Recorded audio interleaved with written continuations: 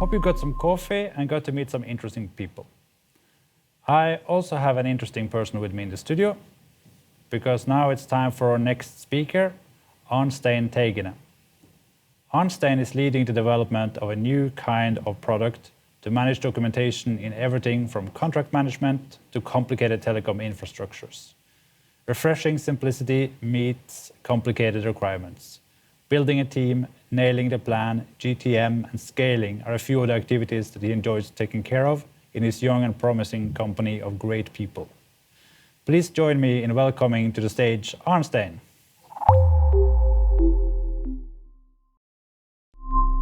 Okay, thank you very much for that lovely introduction. So I work for a company called Documaster. So Documaster is a young but fast-growing company, and we do document management cloud software. So what I'll talk about today is documentation, and that might sound a little bit boring, but you have to bear with me. So what I'll talk about is why we built Documaster in the first place. In order to do that, I also need to talk about some of the challenges in documentation management. I also need to talk about structure, simplicity, complexity, automation. So we'll cover these topics. And to start off, I want to give you one example that we see quite a lot. You might recognize this. So this is a pretty common starting point when we get going with a customer. This is a file name where there's some level of structure here, but it's also quite sort of free form and hard to interpret. So if you break this down, I mean, there are some hints here. So first of all, it starts with AGMT in the beginning. That is an acronym for agreement. So this is a real case. And also there's a string following the AGMT that kind of reveals the versioning of this particular file. And also at the end, there's a state there. It looks like this file's been signed. So of course, I mean, these examples are, they are pretty common. We see them quite a lot, but it's pretty obvious when you're looking at an example like this, that this scales badly. So we'll take a look at why is it that this is the case still in a lot of companies, and what we can do about it. So what you're looking at is a piece of structure that's been sort of crammed into a file name. So I'll give you another example. So this is pretty, should be a pretty common sight for most people, the folder structure. Now, the folder structure is absolutely everywhere. It comes integrated with productivity tools like Office 365, Google Drive, and so on. You have Dropbox, and you have your own laptop with the folder structure already embedded inside it as part of the file system. Now, there are a few challenges with folder structures, and we'll get back to some of these, but quite normal is the will to sort of try to apply a bit of structure in the folder hierarchy. So obviously, the folder structure has a tendency to grow chaotic as time goes by. That's something that most people will recognize. And there are a few sort of obvious reasons to that. One is that this is a classification. We talk a lot about classification at Documaster. So classification is the way you structure your information. And the way you can structure information in a folder structure is a hierarchy. So it's a one-dimensional hierarchy. So that has an obvious challenge that you have to choose where to put information. So for example, if I have a permit that kind of covers both 2018 and 2019, what do? And let's imagine that this permit also covers, so we have like at the root level, there's something referring to sites. So the site, that's typically a name that the telco industry use for a location where you'll have one or more base stations, like a 5G antenna, a 4G antenna, and so on. So let's imagine that you have a permit that covers a couple of years and it covers a couple of sites. What do? Okay, so you have to make a decision. And normally what people do is that it's hard to decide, so you right-click, you create a new folder, and there's your second problem with the folder structure. That everyone can contribute to it whenever they like. So as a company, you're pretty keen on having some sort of predefined structure, a predefined organization. So maybe you start out with a skeleton, maybe you start out with an idea of how you want to organize your information.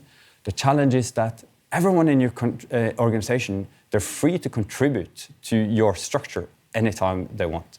So these are some of the challenges that lead to folder structures often being quite chaotic in companies that have pretty complicated processes and work in complicated environments. So we generally don't recommend using folder structures for organizing important information. So when it comes to documentation, we also want to make the distinction between important information and less important information.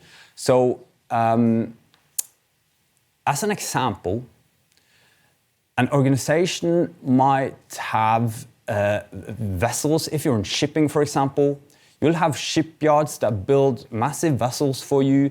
And those vessels, those ships, they come with as-built documentation. They come with information that describe what's inside that vessel, how to operate it, and so on. So that falls in the category of important information.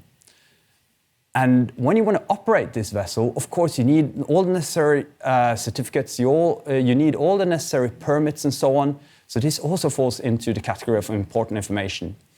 So less important information could be my presentation today. I mean, if I lost my presentation, if I lost my files on my laptop, it'd be inconvenient, of course, but it probably wouldn't be a crisis for Documaster. It probably wouldn't be a crisis for my company. So there's a distinction between company information that is very expensive, very hurtful to lose, and then information that it doesn't matter that much. So this is the focus for Documaster, information that you really can't use and how to structure and organize that within your organization. So we've been around for a few years now, and this is what we see. So we see a desire to organize information, important information, along these dimensions. There are 4 dimensions here. So, and you can see hints of this in this folder structure already. So there's a chronology. So on the root level, you see that you have the years.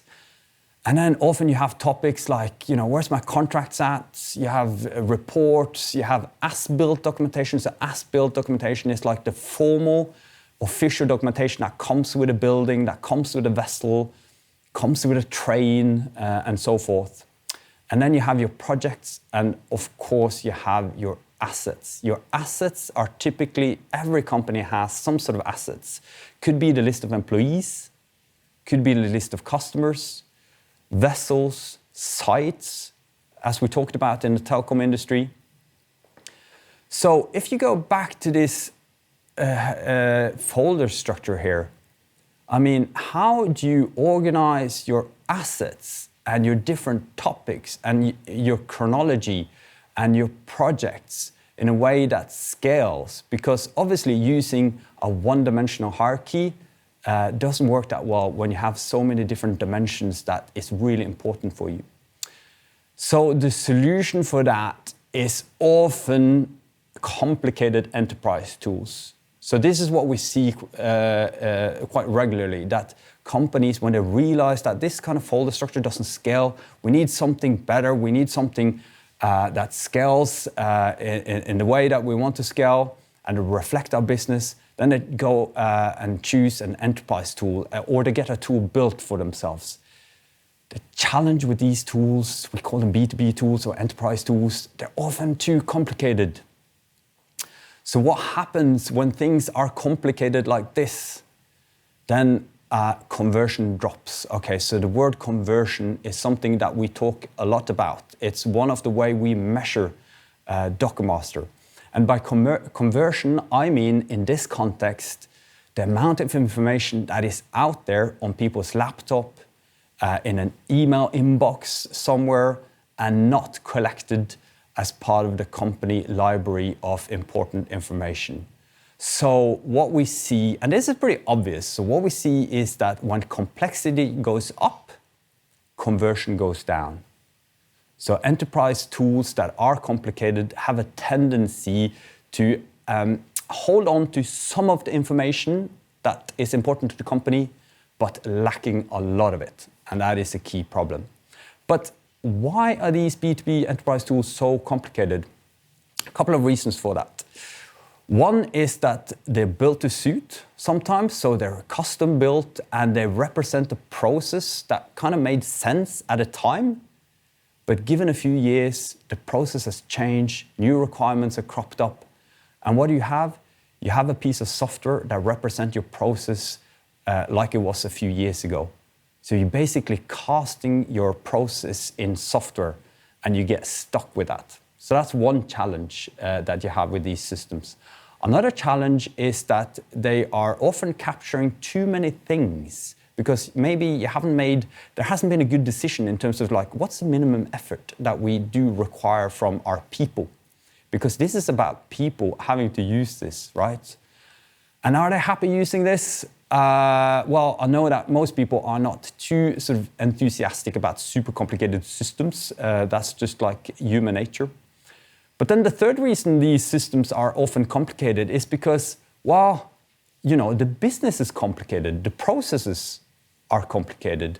So, I mean, there are a lot of details in this particular diagram. It is pretty a generic diagram. We don't have to go into all the details here, but this is quite a typical sort of telco business where you have very secure infrastructure, because telcos, they hold on to infrastructure that in many countries are considered critical national infrastructure. They need to operate in time of crisis. So obviously very sensitive, that information, and is guarded by very secure protocols and very secure systems.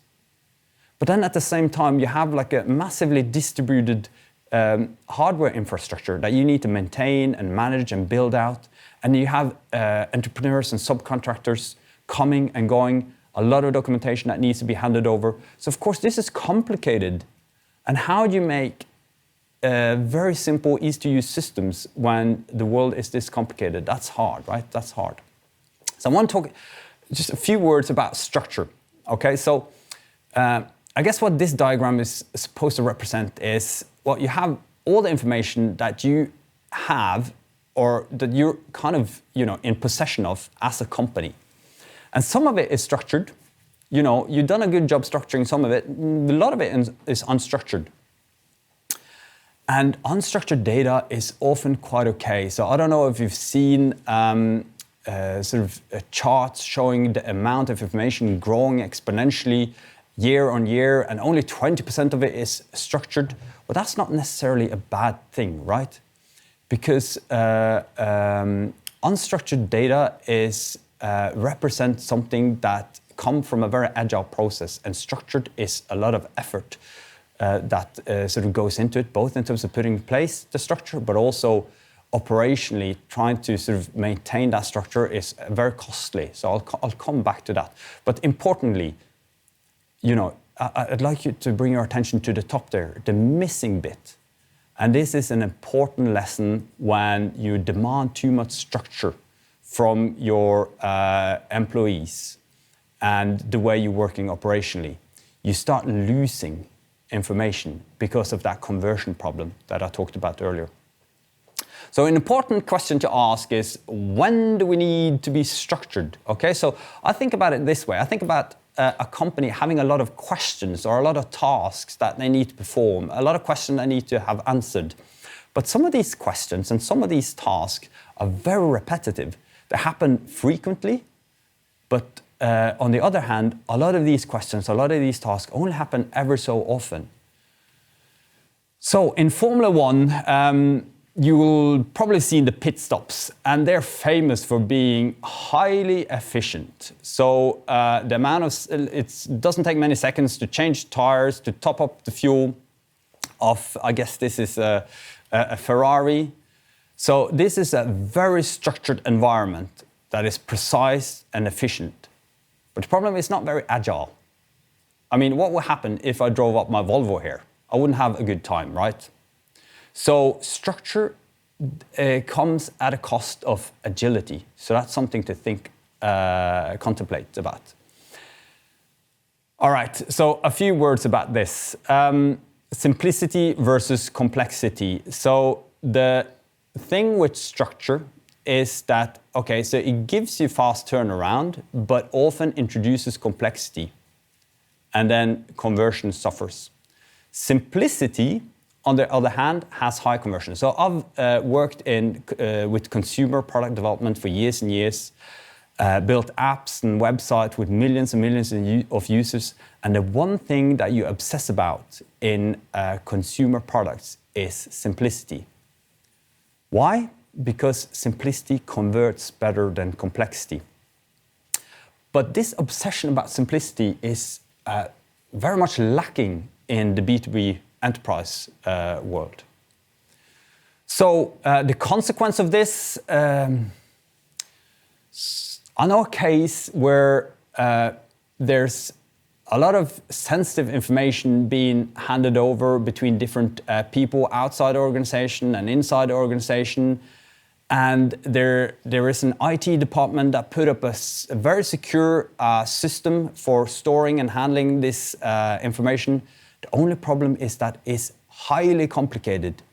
It takes a lot of effort to follow these rules. So what happens? Well, conversion suffers.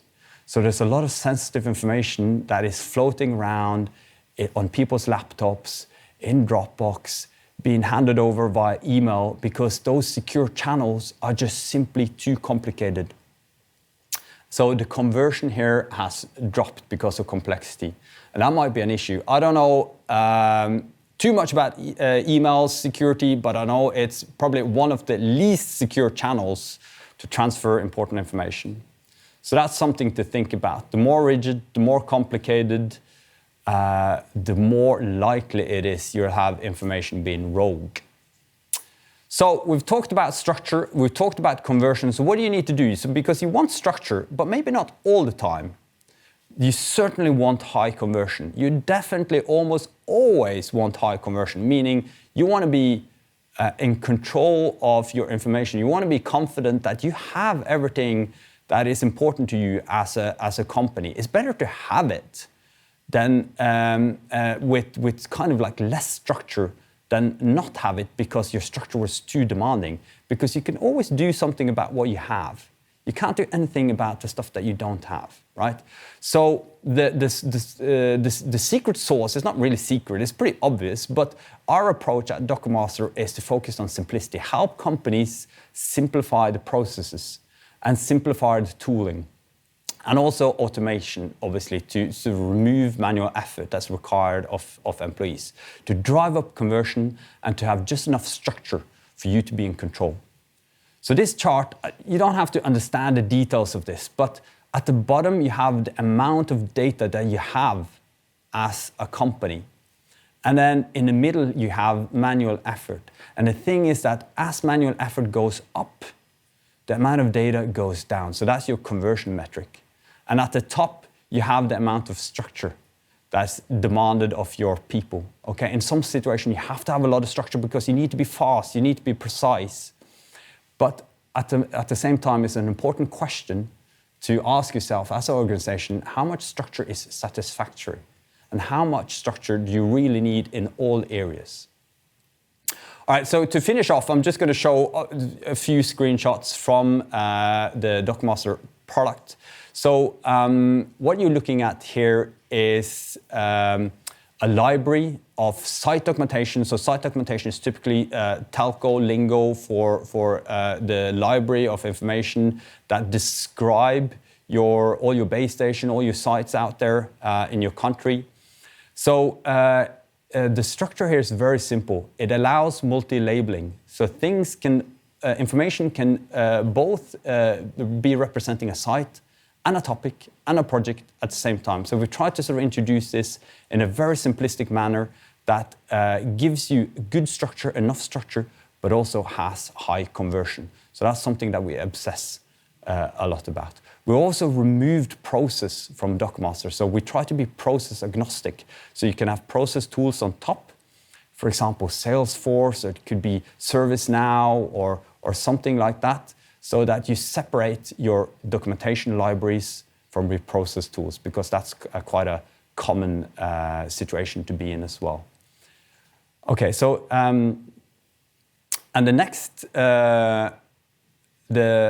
next slide shows you how a little bit of structure can answer very sort of sometimes complicated questions, like what are all the agreements that I have that are due to expire in 3 months, for example. So by adding a small piece of extra layer of structure, you can answer sometimes complicated questions like this. And then finally, an example of automation. So a question that we get quite a lot is that, well, we are asking people to sort of add expiry dates on contracts so we don't miss them, but people don't do it because maybe the process is too complicated. So then we automate that. So by looking through all the content of contracts, we automatically extract expiry dates and automatically alert people in Teams or Slack or whatever the channel of choice might be. Okay, so that was everything that I was going to talk about. Thank you for listening. Thank you for a very interesting presentation, Arnstein. No problem. We already got some questions. And what would you say is the typical Documaster customer, and how do they use you? Right. So typically, Documaster started out in the public sector, so we have a lot of public sector customers, and we have a dedicated product for that. So I think most of the municipalities in Norway, for example, use Documaster. In the private sector, you typically have companies that are like Telia, Widerøe, Bama, Telenor Maritime, so and shipping companies like Knutsen Shipping. So you have a range of companies with a range of different scenarios. HR. How do we make sure that we're GDPR compliant, for example?